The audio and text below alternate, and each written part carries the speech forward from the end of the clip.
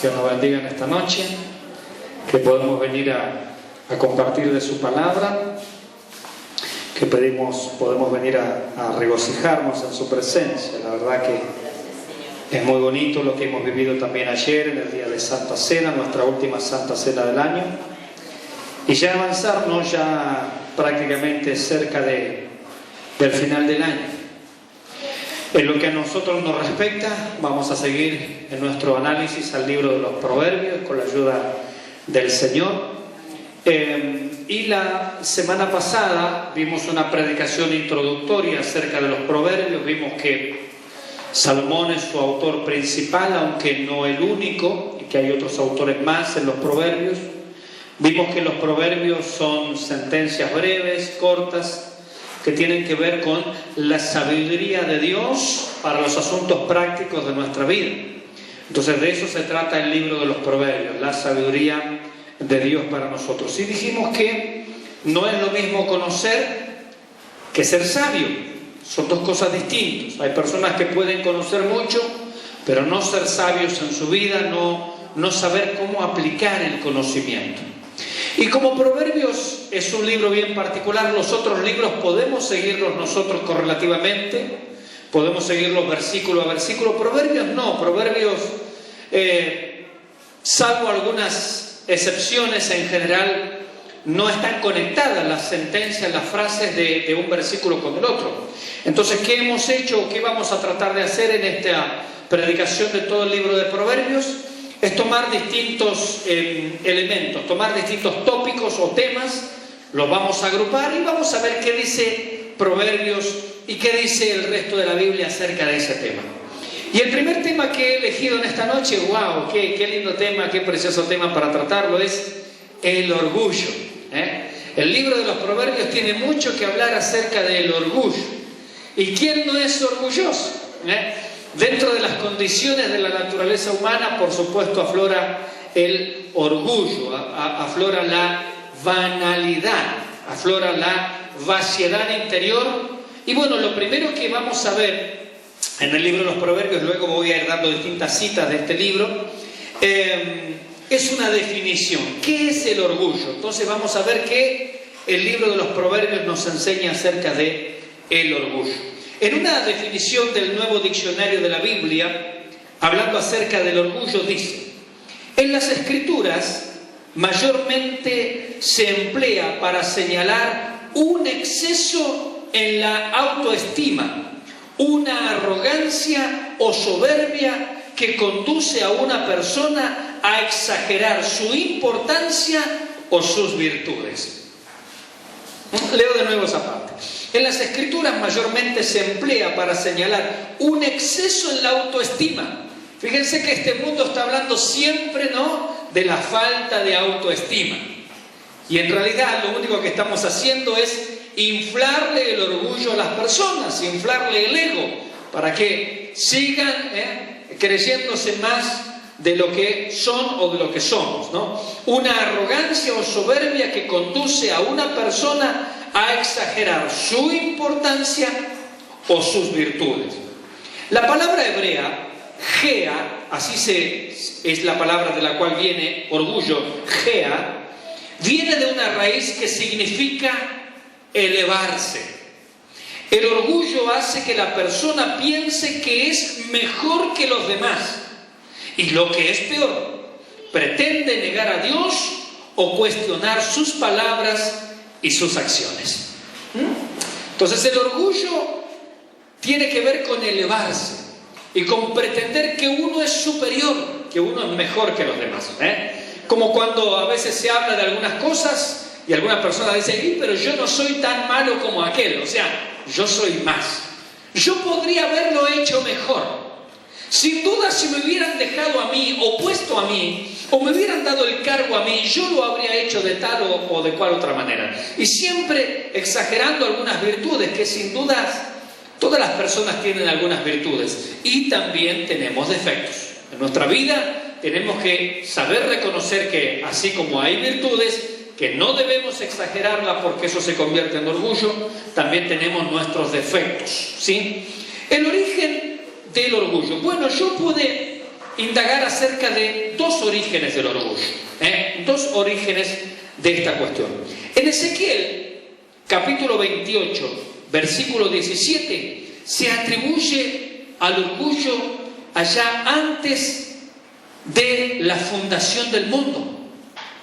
Se lo atribuye a Satanás. En Ezequiel capítulo 28, versículo 17, hablando acerca de Satanás, el diablo, se dice: se enalteció tu corazón, o sea, se llenó de orgullo, se elevó. Ahí está la palabra, enaltecerse, ¿sí? Se enalteció tu corazón a causa de tu hermosura. O sea, Satanás se miraba al espejo y decía: qué bonito que soy, qué bueno que soy, ¿quién mejor que yo? Mándenme a mí, porque seguro que yo lo hago mejor que cualquiera. Y dice que esto fue justamente la banalidad, la vaciedad, el enaltecimiento de Satanás, lo que hoy llamaríamos un narcisismo. Se miraba a sí mismo y se autoelogiaba.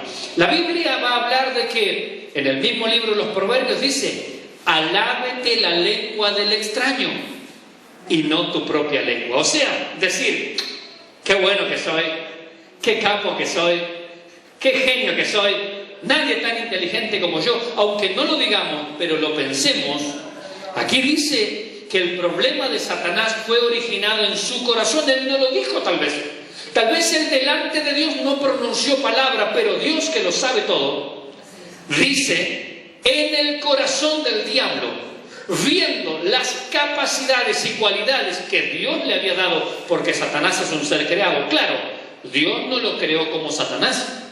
Él a sí mismo se constituyó en diablo, en Satanás, a causa justamente de la corrupción de su mente, de su alma, de su corazón. Y todas sus virtudes las echó a perder. Dice: se enalteció tu corazón a causa de tu hermosura. No supo reconocer que todo lo que tenía venía de parte de Dios. Hermanos, hemos nosotros de aprender aún de esta lección, porque la Biblia dice que esta palabra, la Biblia, está escrita para que nosotros no hagamos como ellos hicieron, incluyéndolo al diablo. Si hay virtud en nosotros, si hay algo, hermanos, que nosotros tengamos una capacidad, siempre hemos de atribuirla a Dios. Pablo decía: por la gracia de Dios soy lo que soy. Si yo puedo predicar, si yo puedo cantar, si yo puedo hacer alguna cosa en esta vida, aún trabajar con mis manos, arreglando una máquina, reparando un mueble, aseando la casa, planchando una ropa, lo que yo pueda hacer, cocinar bien tal vez, lo que yo pueda hacer, todo se lo debo a Él. Y toda capacidad, todo don perfecto, dice Santiago, viene de lo alto, del Padre de las lumbreras. Dice el texto también: corrompiste tu sabiduría. A causa de tu esplendor, yo te arrojaré por tierra, le dijo el Señor a Satanás. Observando el corazón, insisto, tal vez Satanás ni siquiera habló, tal vez no lo expresó, pero en su corazón el amarse a sí mismo, el autoexaltarse, el elevarse, el orgullo, llevó a que su sabiduría, sus capacidades, sus cualidades se corrompieran. Hermanos, el orgullo puede hacer eso mismo con nosotros. Dios nos ha dado capacidades, dones espirituales. Uno de los problemas de los corintios, ¿se acuerdan la carta que me tocó predicar la vez anterior? Uno de los problemas de los corintios es que Dios había derramado muchos dones en la iglesia de los corintios. Hablaban en lengua, profetizaban, tenían don de sabiduría, de enseñanza, de exhortación. Sin embargo, mis hermanos, la sabiduría que Dios les había dado, dejaron ellos que se corrompiera, se echara a perder. ¿Por qué? Por su orgullo, por su carnalidad, por centrarse en sí mismos, por mirarse a sí mismos y no reconocer que todo lo que tenemos viene de parte del Señor. Hermanos, nosotros podemos ver aquí en Satanás y en este origen del orgullo cómo esta es la primera caída de Satanás. Cuando Dios lo creó allí, dice, junto, dice, a los carbones de fuego, junto al trono de Dios, allí estaba Satanás. Pero de allí fue arrojado. Nos cuenta también la Biblia que más adelante en Apocalipsis 12:9, se producirá la segunda caída del diablo, cuando él será arrojado a la tierra. Después en Apocalipsis 22 dice que será arrojado al abismo. Y por último, allá al final en Apocalipsis 20:10 nos dice que será arrojado al lago de fuego. Vemos la caída de Satanás, primero desde el trono de Dios, al lado del trono, al segundo cielo, allí afuera del espacio exterior. Después va a ser arrojado a la tierra, otra caída más. Después va a ser arrojado al abismo y por último va a ser arrojado al lago de fuego. Y sin esto hablar de que, mis hermanos, dijo el Señor, yo vi a Satanás caer como un rayo. Porque Él, mis hermanos, lo ha puesto también nuestro Señor bajo la iglesia. Bendito sea el nombre del Señor. Y esto todo, ¿por qué fue la caída de Satanás? ¿Cuál fue el problema? El orgullo, el elevarse, el sentirse mejor que los demás. Nunca, mis hermanos, tal hagamos. Dios siempre es el único más grande y Dios siempre, mis hermanos, nos tiene en este lugar y en la posición que estamos solo por gracia y por misericordia. Miren, podría poner a otro. Para Dios no es problema. A veces pensamos nosotros acá, no lo decimos, pero pensamos en nuestro corazón, ¿qué sería de esta iglesia sin mí? ¿Qué sería del ministerio sin mí? ¿Qué sería de la escuela dominical sin mí? ¿Qué sería del coro sin mí? ¿Qué sería de esta iglesia sin mí? ¿O qué sería de este mundo sin mí? Tal vez no lo decimos, pero Dios, que examina el corazón, sabe lo que allí hay. Y eso, ¿sabe qué termina? En que Dios nos quita de nuestro lugar. Estamos allí abajo y la vida sigue girando. Y el mundo sigue girando. Y la iglesia sigue avanzando. Y Dios nos demuestra que Él es el único necesario. Y nosotros somos simplemente fusibles. Satanás creyó que Él era mucho. Sin embargo, Dios le ha demostrado que sin Él, Dios igualmente sigue en control. Y sigue Él estando al cuidado de todas las cosas. Entonces, el origen en primer lugar del orgullo es Satanás mismo. Allí antes de la creación del mundo, ya Satanás se había enorgullecido en su corazón. El otro origen del orgullo es el mundo. En 1 de Juan, capítulo 2, versículo 16, la Biblia dice que la vanagloria, o sea, la soberbia, el enaltecimiento, el orgullo, la vanagloria, el orgullo de la vida no proviene del Padre, sino del mundo. ¿De dónde el hombre aprende la vanagloria? ¿De dónde el hombre aprende esto de querer ser famoso, de querer ser importante? ¿De dónde lo aprende? ¿Lo aprende acaso de Dios? ¿Lo aprende acaso de la Biblia? ¿O no se aprende acaso del mundo? Hay gente que hace cualquier desastre con su vida para, entre comillas, ser famosos. La vanagloria de la vida. Después la gente se queja porque se las cosifica.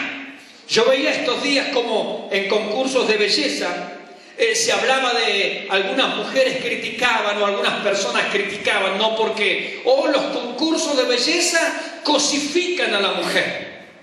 Bueno, porque pues no hay que prestarse para la cosificación. Si las personas se ofrecen como cosas, el mundo simplemente va a ver que son cosas. Y no les va a importar la dignidad de la persona. Y no le van a tomar valor a nada. Porque la misma gente se ofrece por la fama para que sean consideradas cosas. Y esa es la vanagloria de la vida. Gente que no se da el valor y la dignidad que Dios le ha dado a la persona y se ofrecen como objetos. Mis hermanos, y también está el otro problema, ¿no? Justamente de exaltarse en demasía y pensar que uno es lo más importante en este mundo. Así es que la vanagloria, la soberbia de la vida no proviene del Padre, sino del mundo. Y añade la Escritura, y el mundo pasa y sus deseos. Pero el que hace la voluntad de Dios, ese permanece para siempre. Queremos permanecer para siempre. Queremos continuar, queremos estar, queremos seguir sirviendo. Queremos ser útiles en la obra del Señor. Pues, hermanos, la gloria siempre démosla a Dios. No nos creamos más de lo que somos, porque el que se cree ser algo no siendo nada, a sí mismo se engaña. El que hace la voluntad de Dios, ese va a permanecer. Si esta iglesia, si este ministerio, si nosotros hemos de permanecer, mis hermanos, es porque le damos la gloria a Dios. Y de todo corazón. De nada nos sirve mecánicamente en cada culto levantar las manos y decir, demos la gloria a Dios y damos 3 glorias a Dios. Quiero decirle que eso no es dar la gloria a Dios. Eso es una costumbre simplemente. Que nosotros la practicamos como institución. Simplemente eso, es una práctica, es un ritual. Pero quiero aclararle que eso no es dar la gloria a Dios. Darle la gloria a Dios es reconocer en mi corazón que lo que soy se lo debo a Él. Y que si Él quisiera me deja a un lado. Gloria a Dios. Y que si Él quisiera me saca del lugar en que yo estoy o estaba. Para Dios no es problema. Y pone a otro mejor que yo. Cuando Saúl se creyó algo, le dice el Señor a través del profeta Samuel, Dios se ha elegido a un cercano tuyo mejor que tú para que sea rey en lugar tuyo. No hay problema para Dios. Cuando yo me crea algo, para Dios no es problema traer a otro mejor. Cuando usted se crea algo, no es problema para Dios traer a otro mejor. No es problema. Pero Dios en su misericordia nos da oportunidad para que reflexionemos, miremos hacia adentro de nuestro corazón, como ayer en la Santa Cena, y veamos qué hay dentro de nosotros mismos. Cuando las cosas nos pasan en la vida, dentro de la iglesia, en la vida cristiana, lo que nosotros llamamos pruebas, mire, no es para que Dios vea lo que hay en nosotros. La prueba es un espejo que Dios pone delante nuestro y nos dice, ¿ves? Así eres tú. ¿Te das cuenta cómo eres? Porque ante la dificultad, la adversidad, el roce dentro de la iglesia, lo que permite es que yo me vea a mí mismo lo que en verdad soy. Dios ya lo sabía. Dios no puede ser burlado, Dios no puede ser engañado en ninguna forma, en ninguna manera. Cuando Samuel también quiso ungir a uno de los hijos de Isaí, que Dios le había llamado, mas no le había revelado cuál, Samuel empezó a mirar y vino el primero grande, hermoso, varonil, fuerte. Y Samuel se entusiasmó y dijo, he aquí el siervo de Jehová. Y dijo el Señor, no mires lo grande de su estatura ni su apariencia, porque yo lo desecho. Pues Jehová no mira lo que mira el hombre, porque el hombre mira lo que está delante de sus ojos, mas Jehová mira el corazón. Oh, qué tremendas palabras. Por eso, mis hermanos, ¿habrá orgullo en nuestra vida? ¿Habrá algo que tengamos que en nuestro corazón acá adentro, por más que nuestros labios no lo digan, en lo cual nosotros tengamos que aprender a agachar la cabeza y decir, sí Señor, hasta ahora he sido un orgulloso y no he querido dar mi brazo a torcer? No he querido reconocer mis errores, no he querido reconocer que me he equivocado. Mira, hermanos, todos tenemos en algún momento que reconocer que nos hemos equivocado. Porque si no lo hiciéramos, qué orgullo grande es el nuestro. Qué orgullo tremendo es el nuestro, mis hermanos. Y más nos pareceríamos al diablo que al Señor Jesucristo, que dijo, aprended de mí que soy manso y humilde no de palabras, de corazón. Si hay humildad en nosotros, miren, no necesitamos ni decirlo. No necesitamos decirlo en el púlpito, hermanos, qué humilde que soy yo. No saben qué tremenda humildad que he aprendido este año. Oh, el Señor me ha enseñado humildad. No saben ustedes lo gran humilde que soy yo. Hermanos, la humildad es una actitud, es un estilo de vida en donde reconocemos quién es Dios y en donde podemos reconocer a los que están al lado nuestros. Dice la Escritura, como superiores a sí mismos. Si nosotros no podemos ver a nuestros hermanos como superiores a nosotros, grande es nuestro orgullo todavía. Grande es nuestro orgullo todavía. La calificación que la Biblia da acerca del orgullo. Entonces dimos una definición. Es un exceso en la autoestima, una arrogancia o soberbia que conduce a una persona a exagerar su importancia o sus virtudes. El orgullo hace que la persona piense que es mejor que los demás Y lo que es peor, pretende negar a Dios o cuestionar sus palabras y acciones. El orgulloso, dígame si no discute todo. Es el hermano Zapata, si no la gana, la empata, pero él no va a perder, ella no va a perder. Te va a discutir todo. Es más, te va a discutir la Biblia. Te va a discutir hasta lo que está escrito. Ahí dice así, pero yo pienso y yo entiendo y yo me parece y yo opino, como el Chapulín, ¿no? Yo opino. Mis hermanos, ante la palabra de Dios debemos aprender a bajar nuestro cuello de nuestra alma y decir, sí, Señor, esta es tu palabra y la hemos de obedecer. La calificación que Dios da, que la Biblia da acerca del orgullo. Proverbios 21, versículo 4, dice, esta primera calificación, la Biblia al orgullo lo llama pecado. Díganle al que está al lado, el orgullo es pecado. Así lo califica la Biblia. No es algo bueno, no es algo que a Dios le agrade, no es bueno, es mi debilidad, pastor. No, la Biblia dice es pecado, no es una debilidad. El orgullo es pecado. Proverbios capítulo 21, versículo 4 dice, la altivez de ojos y el orgullo de corazón y pensamiento de impíos son pecado. Tres cosas nombra aquí: altivez de ojos, orgullo de corazón y pensamiento de impíos son pecado. Así lo califica la Biblia, el orgullo. Altivez de ojos es menosprecio que yo tengo hacia los demás. Los miro así, sobradamente, como por arriba del hombro. Yo soy mejor que aquel. Yo no soy como aquello. Como el fariseo. Vino el publicano allí al lado y oraba consigo mismo, no oraba con Dios, dice la palabra.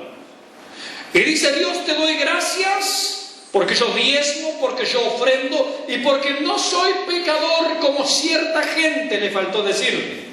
Como cierto publicano que estoy mirando más no quiero nombrar. Eso es lo único que le faltó decir. O sea, mirar por encima del hombro, menospreciando a los demás, la Biblia lo llama altivez de ojos. Y dice que la altivez de ojos, el orgullo de corazón es un alto concepto de sí mismo, una sobreestima. Y el pensamiento de impíos, que según el doctor Riley es criterio con que los impíos gobiernan sus vidas. O sea, yo me voy a manejar por mi propio criterio. A eso la Biblia le llama pensamiento de impíos, porque es el criterio de Dios que ha de gobernar nuestras vidas, no nuestro propio criterio. No es como alguien dijo, yo soy así y no puedo cambiar. No, eso es criterio de impío. Eso es pensamiento de impío. Y estas tres cosas, altivez de ojos, mirar por sobre el hombro a los demás, el orgullo de corazón, pensar que soy más de la cuenta, y el pensamiento de decir yo me manejo por mi propio criterio, son pecados, dice la Biblia. Bien claro es nuestro Dios, ¿verdad? Nuestro Dios creo que no tiene ninguna ambigüedad en sus definiciones. Son pecados. ¿Quién dice yo me manejo por mi criterio? La Biblia dice que es un impío y el pensamiento del impío es pecado. Ahora, ¿cuál es el consejo divino a todo esto? En Romanos 12:3 dice la Biblia: digo pues por la gracia que me es dada a cada cual que está entre vosotros, los creyentes, que no tenga más alto concepto de sí que el que debe tener, sino que piense de sí con cordura. O sea, Dios no está pretendiendo que usted se considere una cucaracha. Dios no pretende que usted se considere un gusano, una babosa. Pero tampoco Dios está pretendiendo que usted se considere mucho. Dice, piense de sí mismo con cordura, tranquilo. Usted es algo y lo que es por la gracia de Dios. Y lo que somos se lo debemos a Él. No solamente la Biblia califica al orgullo como pecado, sino lo califica también como una repugnancia. Proverbios capítulo 6, versículos 16 y 17.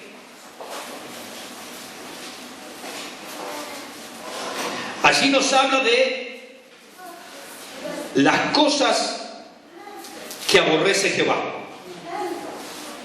Dice el versículo 16, 6 cosas aborrece Jehová y aún 7 abomina su alma. O sea, esto es la plenitud, ¿no? Número 7, número de algo completo.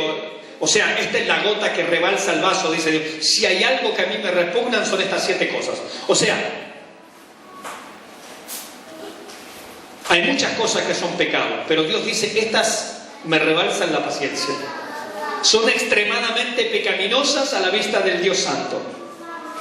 Y la primera que va a nombrar, la primera en la lista es los ojos altivos, o sea, el orgulloso, el que menosprecia a los demás.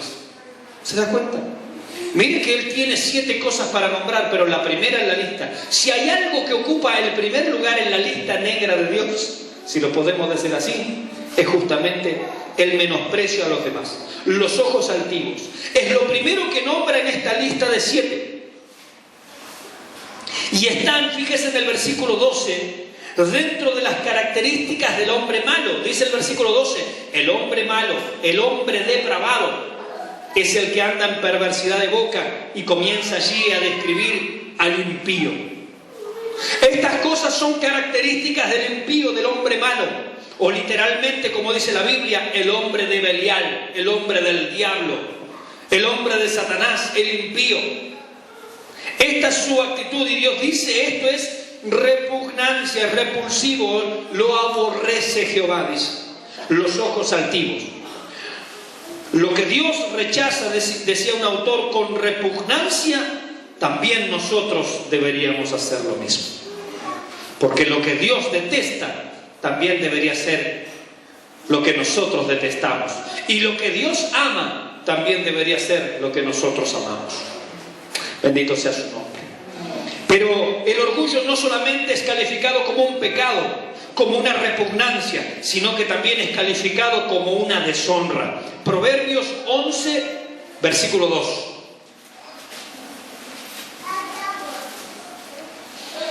Dice, cuando viene la soberbia, viene también la deshonra. Cuando viene la soberbia, viene también la deshonra. Hermanos, es que actuar con orgullo, sin medir las consecuencias, traerá sobre sí mismo y sobre terceros infamia. El orgulloso siempre va a ser un menosprecio de los demás, una deshonra. Se deshonra a sí mismo y deshonra a los demás. El orgulloso hace eso, porque dice aquí, cuando viene la soberbia, viene también la deshonra. Una cosa traerá la otra. Por el contrario, dice el resto del versículo, mas con los humildes está la sabiduría. Por el contrario, la humildad traerá honra, dice el autor. La humildad. Queremos ser honrados, queremos recibir honra. No inflar nosotros mismos nuestro orgullo, queremos recibir honra, queremos reconocimiento. Bueno, la respuesta a esto es la humildad. Es la humildad. Miqueas habla acerca de estas cosas en el capítulo 6, versículo 8, y dice, oh hombre, Él, hablando de Dios, te ha declarado lo que es bueno. ¿Y qué pide Jehová de ti? Solamente hacer justicia y amar misericordia y humillarte ante tu Dios. Son las cosas que Dios pide. Pero qué difícil es esto para un corazón orgulloso. ¿Podremos nosotros hacer lo que es justo ante Dios? ¿Podremos nosotros amar, hacer misericordia a los demás? ¿Y podremos nosotros humillarnos ante Dios, quebrantar nuestro corazón? Podríamos preguntarnos, ¿cuál fue la última vez que hemos llorado ante la presencia de Dios derramando nuestro corazón? ¿Ha tenido usted esta maravillosa experiencia?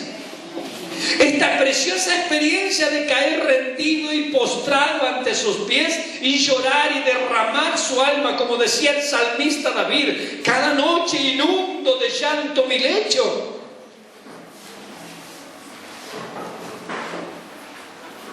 O nuestro corazón está tan duro que ya nuestros ojos se han secado. Predicaba mi hermana Mabel, me acuerdo cuando habló acerca de Charfinen. Cuando no está presente en la congregación el hermano ojos llorosos, no puede haber avivamiento. Hermanos, si nuestros ojos no lloran en la presencia de Dios, ay hermano, hay orgullo en nuestro corazón. Yo no le estoy diciendo que usted tiene que andar lloriqueando para que los demás lo vean, pero la Biblia dice, ve y tú, cierra la puerta. Tu Padre que ve en lo secreto te recompensa en público. No se trata de ir a andarle demostrando a los demás nuestros sentimientos, pero le pregunto a usted, entre usted y Dios, ¿quién llora? ¿Él o usted? Porque hay algunos que hacen llorar a Dios.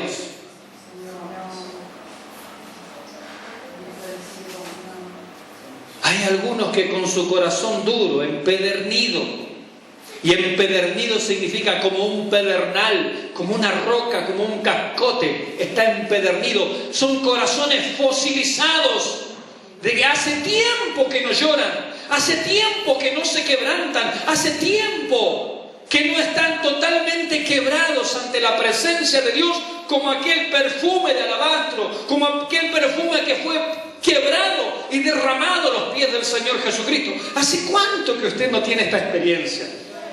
Como dice una vieja canción, ¿hace cuánto que tú ya no escuchas su voz? ¿Hace cuánto que no derramas tu alma buscando su presencia?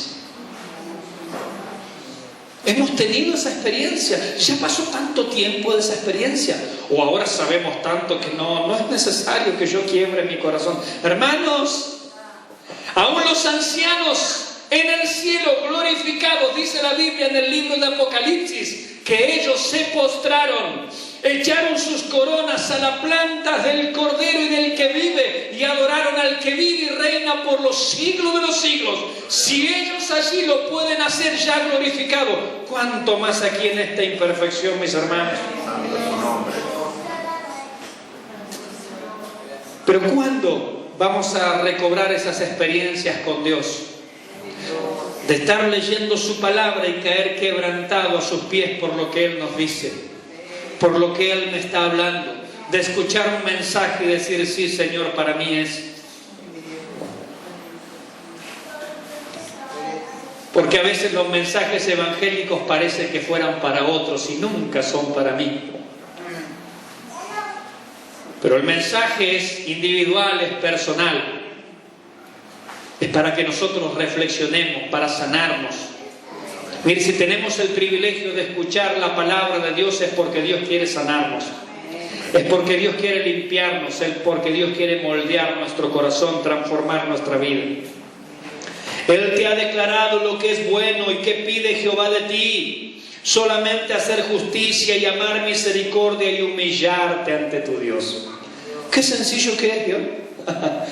Pero qué difícil a la vez porque el orgullo se interpone. Mire, lo único que se interpone es el orgullo. Es no querer reconocer que le necesito. Es no querer reconocer que estoy necesitado de Él. El Salmo 138, versículo 6 dice, Jehová es excelso y atiende al humilde, mas al altivo mira de lejos. ¿Usted quiere orar y que Dios le atienda? ¿O usted quiere orar y que del otro lado diga, en este momento no podemos atenderle, llame otra vez? Si queremos que Dios nos atienda, pues hemos de humillarnos ante Él. Porque el que se humilla, Él le atiende. Él le atiende el teléfono de la oración. Él les contesta sus plegarias. Él les contesta cuando ellos claman. Este pobre, porque así se reconocía el salmista, era rey de Israel. Sin embargo, él decía, este pobre clamó y le oyó Jehová y lo libró de todas sus angustias. ¿Se da cuenta? Él era el rey de Israel, uno de los reyes más importantes en la historia de la humanidad.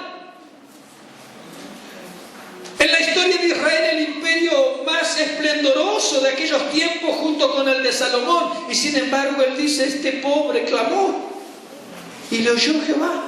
su nombre. Es que la única manera en que mi oración llegue delante de su presencia es cuando yo caigo quebrantado a sus pies. Mire, hermano, la respuesta a su problema, la respuesta a lo que usted necesita está a 40 centímetros del piso.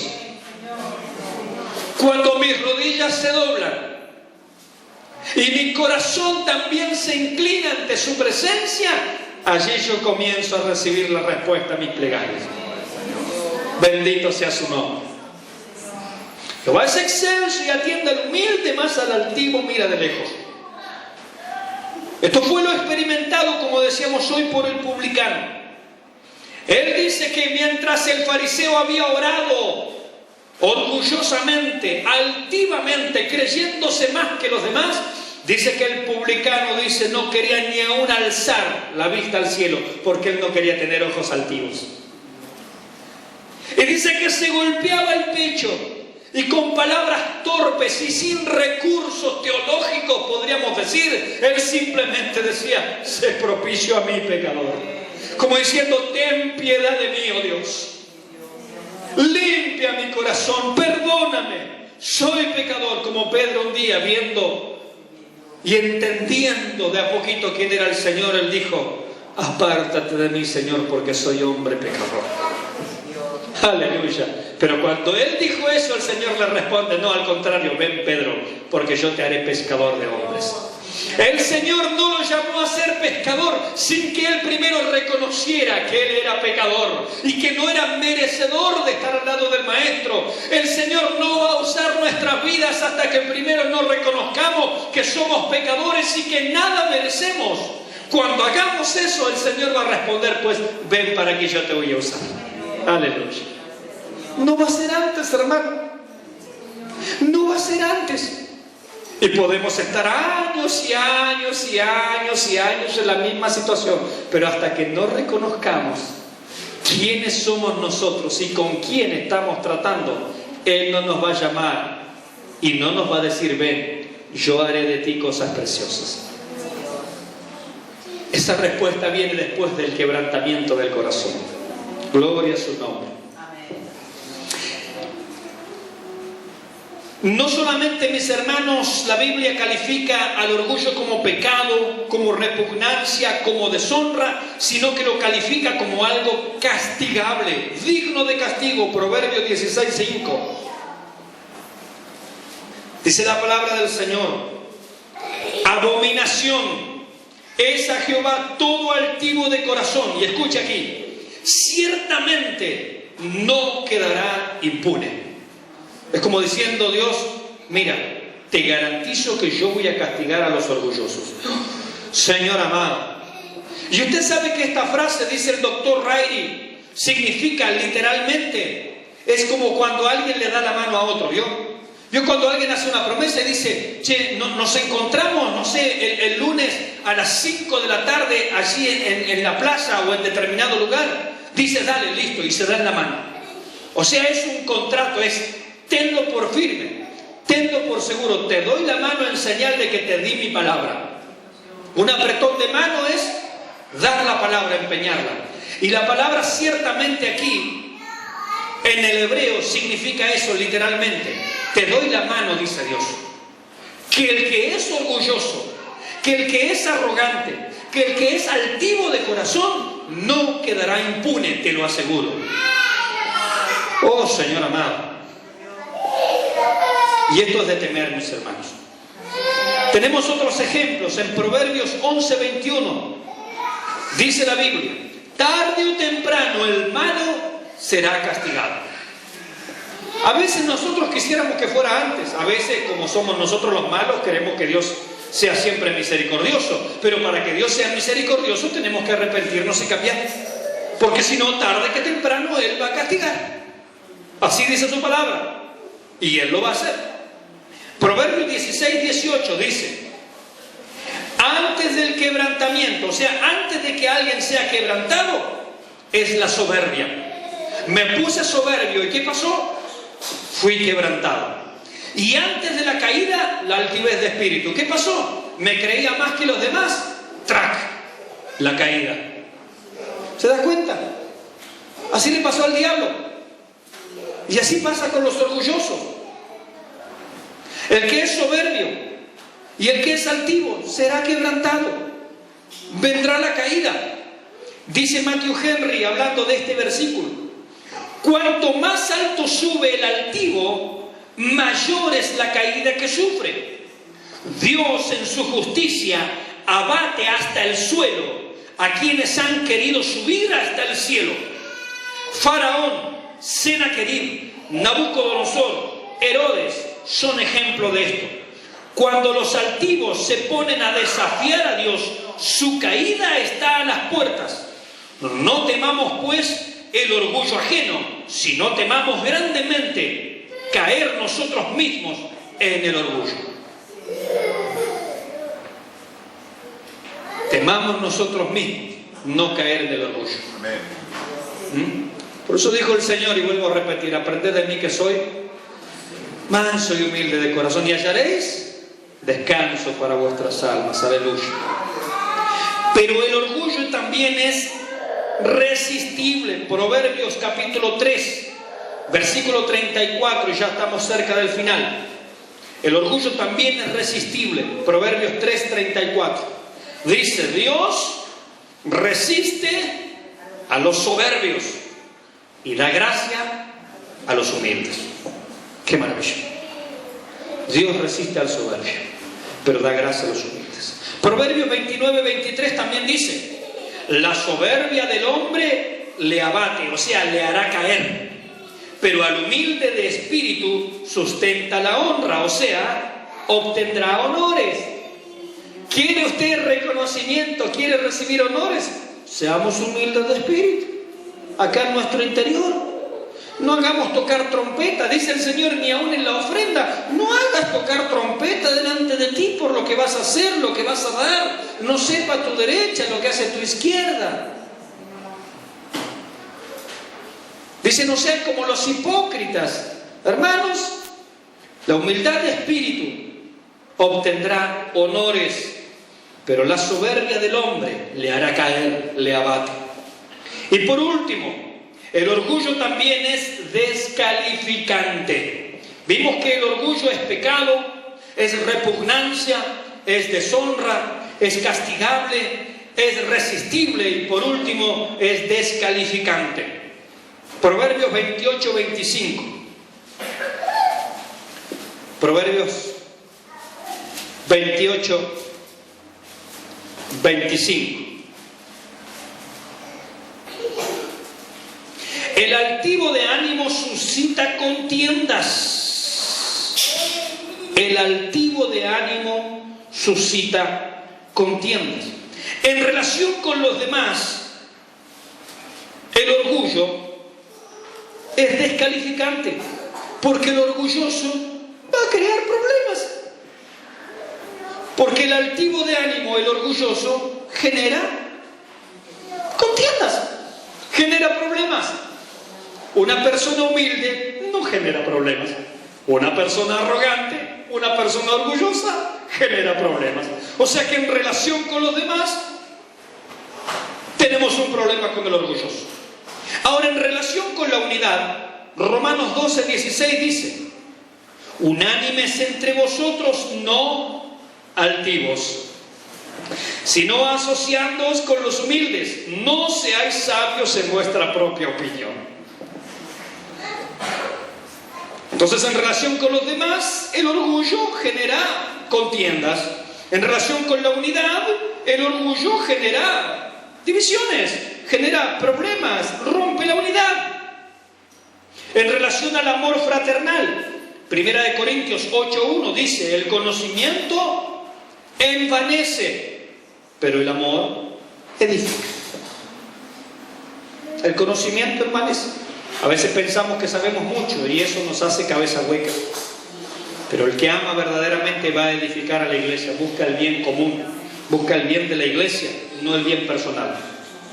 Y por último, en relación al ministerio, es descalificante el orgullo. 1 Timoteo 3:6 dice: no un neófito, no sea que envaneciéndose, o sea, llenándose de orgullo, caiga en la condenación del diablo. Así es que, hermanos, somos llamados a la madurez sin duda. A veces la inexperiencia hace que los humos se nos vayan a la cabeza y caigamos en lo que pensamos al principio, el origen del orgullo, en Satanás mismo. Creernos más de los que somos y no darle la gloria a Dios por lo que en realidad tenemos. Hermanos, hasta aquí la predicación, el mensaje del Señor. Le damos la gloria a nuestro Dios.